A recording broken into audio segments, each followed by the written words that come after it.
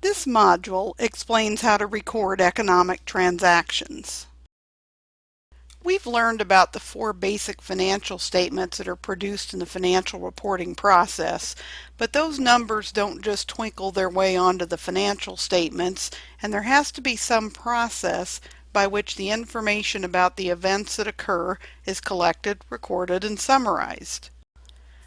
The events that happen during the year that affect the company's financial position are called transactions. We have either external transactions, and that's most of the transactions. These involve exchanges with outside parties like customers, suppliers, employees, etc.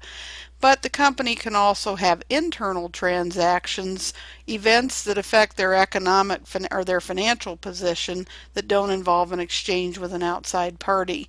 An example of an internal transaction might be depreciation of their building. As these events happen, the accounting system has to collect documentation about their occurrence and then use the information in those documents to decide how to record the events. We record information about events in accounts, and the business should have an account for every item on the financial statements. We often see these accounts represented as T accounts. Here you see a T account for cash. An entry on the left-hand side of a T account is called a debit, and that's all that a debit means, is an entry on the left-hand side. An entry on the right-hand side of the T account is called a credit, and that's all that a credit means. Whenever a transaction gets recorded, at least three things have to hold true. The first thing is that every transaction affects at least two accounts. So for example, if I pay a bill that I owe to the gas company, cash is affected because my cash goes down when I pay the bill, but also the obligation I have to the gas company, which is a liability, will also go down as a result of my affecting the bill. So two accounts were affected by that transaction.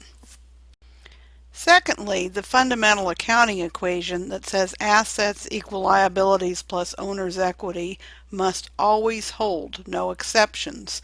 So let's suppose that before a transaction occurred, I had $80 in assets, and that was equal to my $50 in liability and my $30 in owner's equity.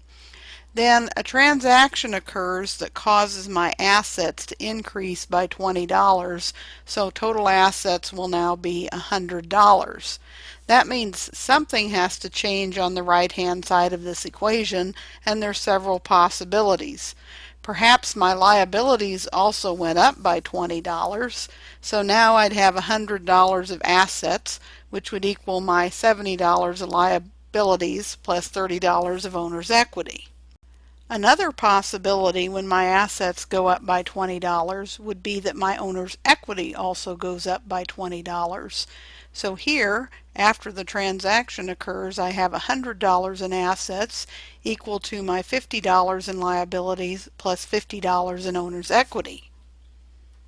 A different possibility when my assets go up by $20 would be for my liabilities to go up by $10 and my owner's equity to go up by $10. Then my $100 of assets would equal $60 of liabilities plus $40 of owner's equity. There is another possibility. That would be that one asset goes up by $20, but another asset decreases by $20. When that happens, my net assets don't change. They remain at $80, so nothing has to happen on the right-hand side of the equation. The third thing that has to happen when we record a transaction is that the total debits that we record, or entries on the left-hand side, must equal the total credits, or entries on the right-hand side. Let's see if we can figure out how this debit and credit thing works. I have put four accounts up on the screen. On the left-hand side are two asset accounts, cash and inventory. And remember, when we prepare a balance sheet, our assets go on the left-hand side. On the right hand side at the top I have a liability account, accounts payable, and at the bottom I have an owner's equity account, common stock. Let's see how the debit and credit rules work. The basic rule is that when we want to increase an account, we essentially make an entry to the outside column. So for assets, the outside column is the debit column, so I will increase an asset by making a debit to that account. So if I want to increase cash, I make a debit to it. If I want to increase inventory, I make a debit to it. Now for our liabilities and owner's equity, the outside column is the right hand or credit side, and that means if I want to increase my liability accounts payable, I'll make a credit to it, or if I want to record an increase in common stock, I'll make an entry on the right hand side or a credit to that. Now what that means is if we make the credits to the outside column, or the increases to the outside column, we'll make decreases to the inside column. So for my asset accounts, the inside column is the credit side. So if I want to decrease cash, I will do that by making a credit to my cash account. I decrease inventory by making a credit to it. And on the opposite side, the inside column is the debit column, so I will make a decrease to accounts payable by debiting that account, or decrease common stock by debiting that account. So our basic rules are, for asset accounts, we will increase them with debits or entries on the left-hand side, and decrease them with credits or entries on the right-hand side. And for our liability and owner's equity accounts, we'll do just the opposite. We'll increase them with credits or entries on the right-hand side, and decrease them with debits or entries on the left-hand side. Let's try some examples. Here's our first transaction. Owners invest $5,000 to buy 1,000 shares of the company's stock. Now, what happens for the company then, as owners invest $5,000 in it, is cash increases by $5,000. So we're going to look at the cash account, and we increase cash by making a debit. So we will make a $5,000 debit to record the increase to the cash account. Now, every transaction, remember, affects at least two accounts. So what's also affected is investments by owners, which is a contributed capital account. In a corporation, that's our common stock account. Now, common stock is an owner's equity account. We can see that it increases with a credit. So as owners invest in the company, the amount of common stock issued increases, and so we will record a $5,000 credit to the common stock account.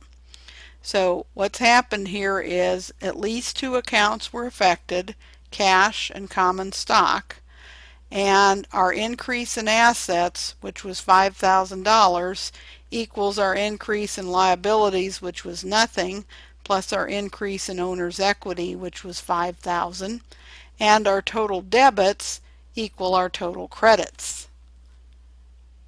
Let's try another one. In this transaction, the company buys $250 of inventory for cash. In this case, inventory, which is an asset, increases, and increases to inventory are recorded with debits. And when we buy that inventory, our cash decreases, and decreases to cash are recorded with credits. So at least two accounts were affected, in this case cash and inventory. The next thing is that the change in assets had to equal the change in liabilities and owner's equity. Well, one asset went up by $250, another asset went down by $250, so the net change in assets was zero, and that equals the change in liabilities and owner's equity. The third rule said our total debits had to equal our total credits. Okay, our next transaction, the company buys $300 of inventory on credit. This time inventory, which is an asset, increases by $300, we do that with a debit. To buy something on credit means that we owe the money, we haven't paid it yet. So when we buy something and we owe money, we have a liability, and our liabilities to our suppliers are called accounts payable. So our liabilities went up by $300, and we'll accomplish that by making a $300 credit to accounts payable. So at least two accounts were affected, inventory and accounts payable. We had a $300 increase in our asset account, accompanied by a $300 increase in a liability, and our total debits equaled our total credits. Okay, another transaction, the company pays the $300 it owes for inventory. In this case, cash goes down as we pay it out to our supplier, and a decrease in cash is recorded with a credit.